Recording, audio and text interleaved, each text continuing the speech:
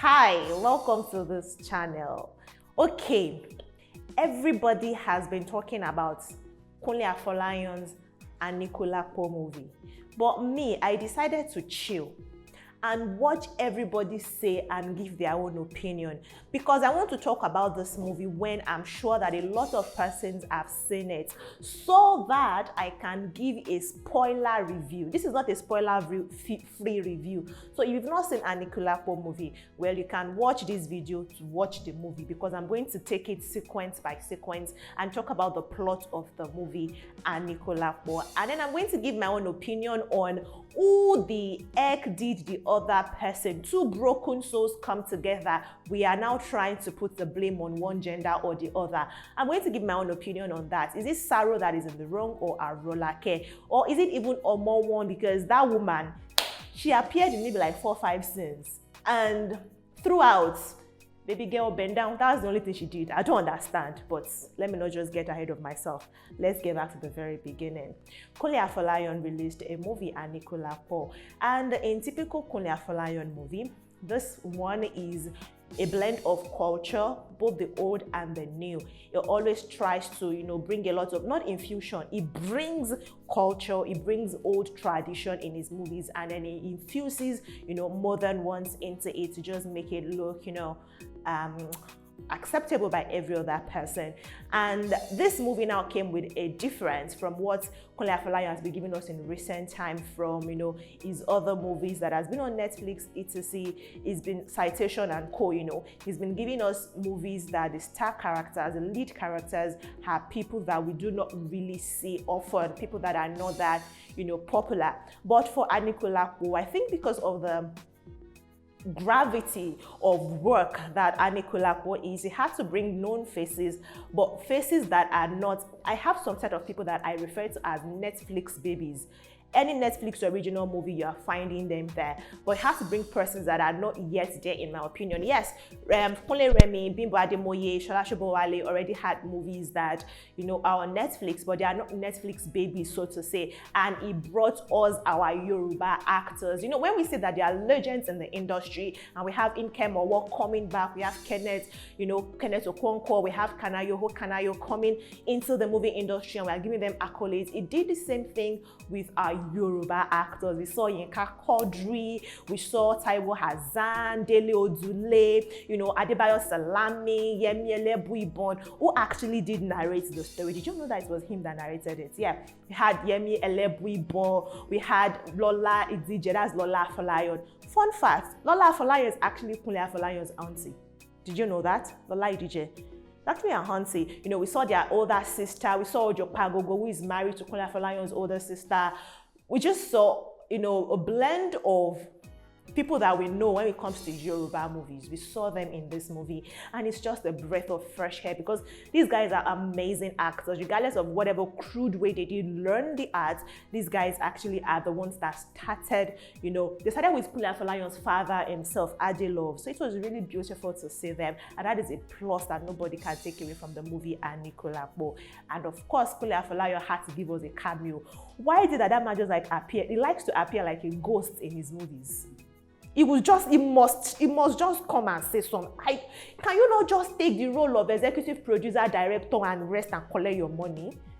Okay, you're an amazing actor, we know that, but just small, sometimes leave it let them do, because what was the purpose of his, Kunle Afolayan being Kunle Afolayan, can't fault him. It is his movie, it is his money. He can choose to give himself whatever role he wants to take. So yeah, kudos to all of the amazing actors and actresses in the movie. They did amazing well.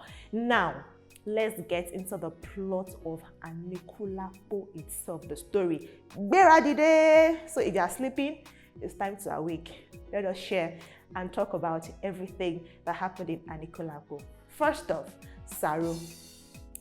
This man came, a very ambitious young man, and he was taken advantage of by 2 women. In my opinion, Awarun raped him, forcefully had sex with him. Was that consensual? How would you come, you say, oh, I'm a stranger in your land? Like I mentioned, this is spoiler, it has spoilers. So I don't think it's a spoiler free. I'm telling you the story, I'm telling you the film. So if you've not seen it, sit down. Let me tell you the film. I'm a very beautiful storyteller. You understand all of them. You even be able to tell another person the movie. So just don't worry. Let's go. Now, Saro came, met Awaru. Mommy, a cloth weaver. I want to set up my trade in Oyo Kingdom, etc, etc. And she said, I will help you. And she did help him, but she started sleeping with him. Well, the way she came into him in the middle of the night, Saro lacks sexual discipline. There's nothing you want to tell me about it. It showed that's a common theme in the movie, and I think that was what Kunle Afolayan was trying to do. The movie was not written by Kunle Afolayan though, but I feel like that was what it was trying to do as the director and producer of this movie. Saro lacks sexual discipline. How will Awaru just come at you one day, one night, you are sleeping, one woman just came on top of you and you said, okay, let's do? How? Why? Okay, let's say that happened. You were not raped, it was consensual. But I feel like in that moment, it didn't have a choice. And if you're going to relate it to what consent is nowadays when it comes to sex, I feel like it was taken advantage of. So there is no way, even though it thinks it consented, I feel like somewhere, somehow, it didn't have an option in that moment. It had to sleep with Awarun. She is his benefactor. It's just like having your boss say they want to sleep with you. It's either you do that or you lose your job. You weigh the options. Do you want to go with that or do you want to do something else? So that happened with him. And the story continued, and then here we have Arolake, Aroli baby, Bimbo Ademoye herself. Now, Bimbo Ademoye has gone through a lot of things, which is why I will say it again. This is a theme that I'm going to continue saying. It's a story of two broken people trying to use themselves at the end of the day. Because Arolake was broken, she was looking for an escape. She saw a young man and she felt like, oh, come, you will do it for me this time. And she raped him. We cannot agree that was rape. He didn't have an option in that instance. He found her attractive, yes. If she had approached him normal to say, oh, I would love to have sexual intercourse with you, would he have said yes? Yes, he would have. But in that instance, she just jumped in. When I saw the jumping, I was like, Bimbo, you have power like that. But yeah, it happened. So I feel like when we want to talk about it, I want to say who did who wrong. I feel like from the very beginning, Saro was at a disadvantage. She was a queen, highly revered, the king's favorite. It was already at a disadvantage. There was nothing he could do about it than go around with it. And he neglected the sugar mommy. People are beginning to find inspiration from that. They are saying that be following sugar mommy and sugar daddy because they won't collect what they've bought for you and everything they've done for you. It's going to remain with you even if you decide to leave them. But that's just by the way. Both of them now, let's get to them. The part of the story that is even more interesting was when they had to run away. In that instance, Saro already dipped his leg into something that was more than him. He already bit more than he could chew. He had no choice. He had to run away with her. What else would he have done? No, really. Would he have said, oh queen, please leave me alone. I don't want to be. She's the queen. She can come and, treat your F up anytime she wants to. You're done for. Unluckily for him, quite unfortunately, he met his own Waterloo there and he died. But thanks to the Eye Akala, did you know that the bird was supposed to let him go to rest, like basically let him die? Because when he told the bird his story, he was telling the bird his story of how he got there. And the bird was like, what you did is wrong. Go back to being dead. But Bimbo Ademoye, she will not let the dead rest. Now she defined trouble. She chased the bird and took his power. And that was how their sojourn into Ojumo land started. And I think that is a part 2 of the movie, because after that, we forgot everything that happened in Oyo Kingdom. We did not know that anymore. That was just the end of all the stellar cast. We had Shola Shobowale, Mr. Macaroni, what was this lady's name now? The Olori that was main to Arolake now. Aisha Lawal, every of them, that was just the end of them. So I feel like this was just a part. So we just got caught. And I did not like that about the movie. It's like, there was no sequence. We didn't understand what happened in Oyo Kingdom, but because we are following the main characters, it's forgivable. Would forgive them. So let's get to Ojumo Kingdom. And why did he have to cast Kazim, that American actor? The only reason why the man could not speak in that movie is because there's no way he will speak Yoruba like us. Yeah. Hey, Black American man. They say they are not Black American. Wait, which one is rude? Is it to call them African American that is rude, or that is wrong, or to call them Black American, or to call them mixed? One of it is not right. Let me know in the comment section, but I'm not dwelling on that. So I don't get why it was casted. I get that it wants it to attract, you know, maybe international viewership, but Nigeria is doing so well now when it comes to the entertainment industry that anything that is Nigeria will sell. Honestly, just take it to the international market, it will sell. You don't need to have an international figure you get for it to really sell. It's going to sell. But I don't understand why Kazim had to be in that movie, but it's forgivable. He didn't do bad. He didn't really say nothing, so we can forgive it. Okay, so they got to their land, and here is where Saro became the stupid person, or he became the villain.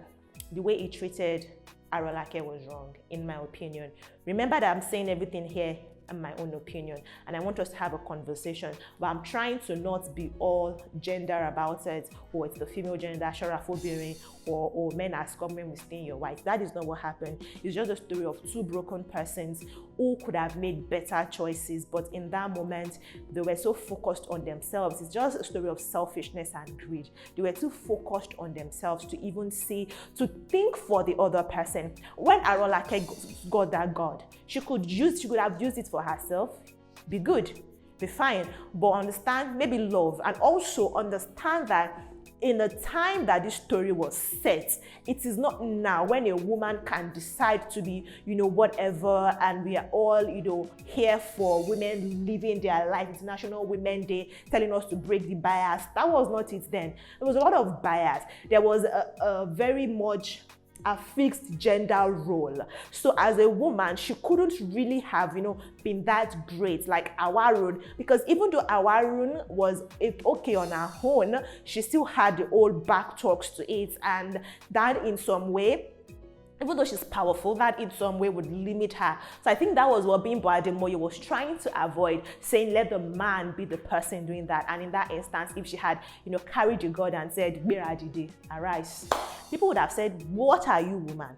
So that was why she gave the God to Kunle Remi. You really can't blame that. That was why the God went to, you know, Saro. So you can easily forgive that also. But then Saro became power intoxicated, which is why it is a story of somebody that is very greedy, somebody who is very selfish, and somebody with no sexual discipline. Because she had a Warun there. I'm really getting agitated here, because there was Arolake there giving you her all, and for whatever reason she's infertile. And we also understand that in the time that that movie was made, it was the time when men needed offsprings to literally feel like a man. And it was a time where they were allowed, or where it was normal, because even now they can still, I guess, but like it's not as frowned upon, and there's not a lot of enlightenment concerning fertility, etc., that it was okay for a man to take another wife. But if you wanted to take another wife, you went about it stupidly. I mean, this was after Omowon had gotten pregnant that you now started to say, "Hey, you know, we should have spoken about it. The issue of your infertility or inability to have a child." I would have slapped that man. Honestly, I would have poured the God since then. I'll not even wait until he carried and told somebody I'm a con. I would have poured it since then.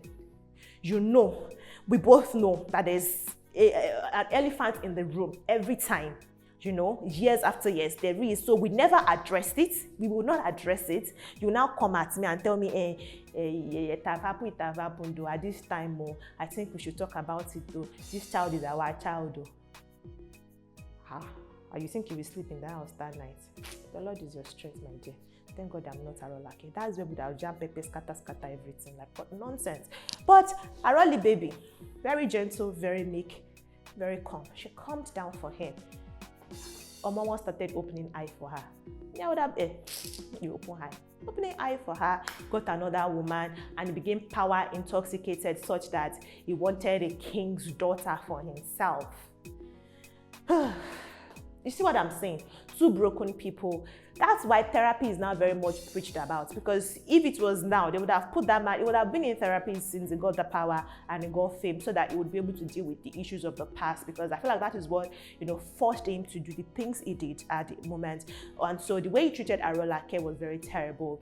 But Arolake could have kept the guard for herself, and all of this story would not have happened. So at the end of the day, it's not a fear man or fear woman situation, although fear both genders, but still, it's a story of two broken people who were selfish and were using themselves. In that moment, they didn't realize they were using each other. Saro wanted a young person he could grow with, and Arolake just wanted to escape the prison and the confines of where she was, where she saw no hope. She was even poisoned at a point. So it was like their misery united them. And when Saro woke up, what would he have done? Returned to Oyo. Arolake could not have returned to Oyo Kingdom. Saro could not return to Oyo Kingdom, so it was totally understandable that they had to run away together. But the incident that unfolded afterwards is just what should not have happened. Now, having said all of those things, it is okay for you to disagree with me in the comment section. Please feel free to do that. But I want to quickly touch on what I did not really like about the movie. It's very hard for you to, this is just me nitpicking. I want you to understand that it's very hard for you to find something wrong with the movie, because one thing I was really looking at, and I wanted to see if Kunle Afolayan was going to do it, is the Yoruba intonation. There's a way Kunle Afolayan Yoruba, his characters speak Yoruba, that is quite weird to the ear. But thankfully, this movie did not have that. We had them speak, they were speaking Oyo, and his other movies, he has them speak, I don't know if it is the Oyo dialect, but there is a way that Yoruba sounds that is trying to sound like the core Yoruba, but it still comes out very wrong in the mouth of the characters. But this particular movie had that. So this is why I said it's just me nitpicking at this point, because that was also not terrible to say. It was okay. But the only thing is, I would have loved for us to know what happened in Oyo Kingdom, what happened in Oyo Empire. There was a narrator, Yemyele Buibon, who played Ifakune in the movie, was the person narrating. So it would have been lovely to say it, and it would have been even lovelier if we did not have the unnecessary nudity in that movie. Now I understand where that came from, a standpoint of you're trying to be modern, you're trying to attract international viewers, like I mentioned, and it was prosthetics. The breast you saw was not Abimbo Ademoye's breast. Kudos to Akim, Effect, it looked really beautiful. But Kunle Remi, that was his butt. There's nothing to tell me about it, and it's a fine behind, by the way.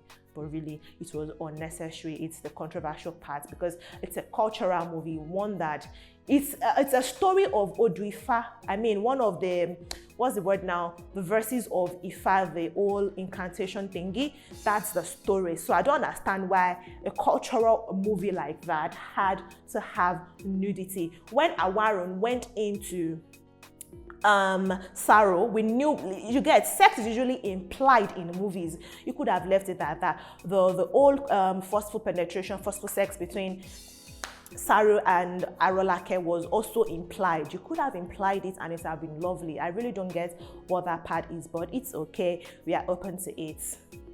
Overall, it's a beautiful movie. I would recommend that you should watch it. If you've not seen it before, well, you should still see that if you do understand everything. You must have understood the movie, yeah? You did understand it. Anyways, guys, I'll see you in the next one. Until then, take care of yourself, and in the comment section, let us make it very interactive. Ciao.